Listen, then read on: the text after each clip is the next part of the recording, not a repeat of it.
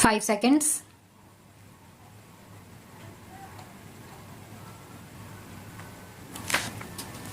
Mr. Deputy Chairman, Sir, I beg to move that the bill to provide for the prevention, control and abatement of air pollution for the establishment with a view to carrying out the aforesaid purposes of boards for conferring on and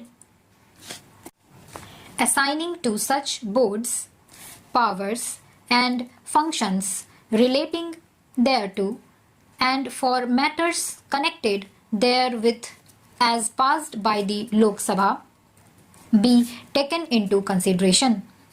Sir, it is a matter of great pleasure to me to pilot the Air Prevention and Control of Pollution Bill 1988, which was unanimously passed by the Lok Sabha.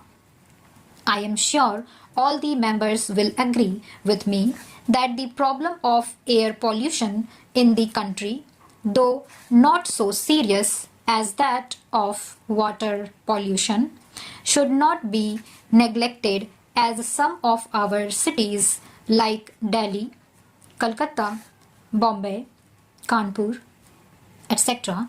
are already feeling its effects.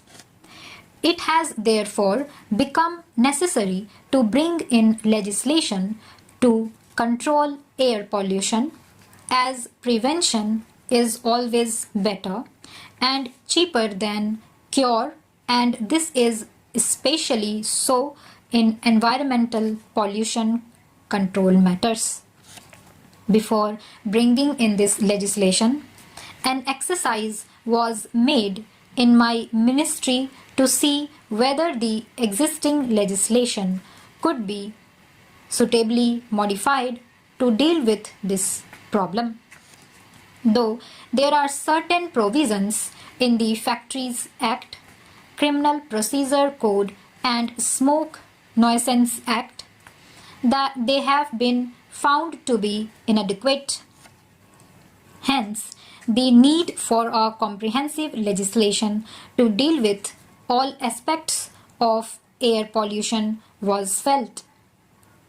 An expert committee appointed for the purpose recommended a central act and suggested a draft bill also.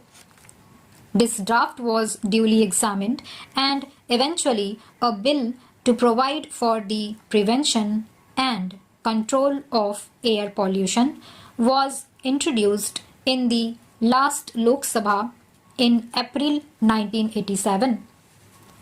The bill was referred to a joint committee of the two houses. The committee considered the bill in detail and presented its report to the Lok Sabha on the 18th May 1988. The bill, however, could not be taken into account for unforeseen circumstances. All the recommendations of the Joint Committee of the Houses have been incorporated in the present bill.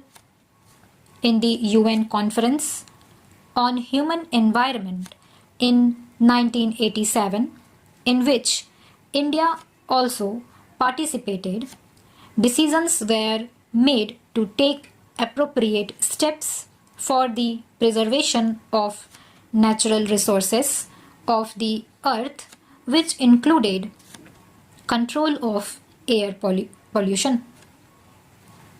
The bill seeks to implement the decision relating to the preservation of the quality of air and control of air pollution. The present thinking in environmental pollution control matters is to have an integrated approach. To give effect to this approach, it has been provided in this bill that the water pollution control boards established under the Water Prevention and Control of Pollution Act 1985 will, in addition to their normal work, perform the functions of air pollution control also. This will not only facilitate coordination but also will result in economy.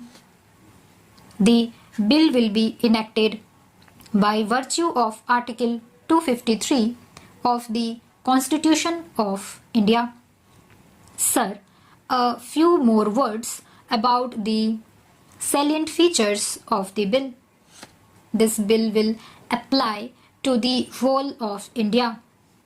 The Central Board for the Prevention and Control of Water Pollution, established under the Water Prevention and Control of Pollution Act 1985, will act as the Central Board for the Prevention and Control of Air Pollution also.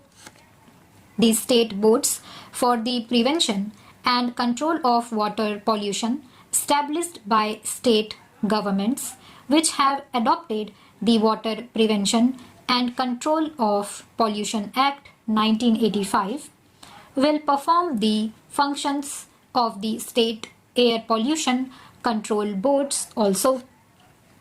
In the states which have not yet adopted the 1985 Act, the new air pollution control boards will be set up. However, we are requesting these states also to adopt the 1985 Act and constitute the state boards so that there will be uniformity all over the country. The state governments will first declare the air pollution control areas.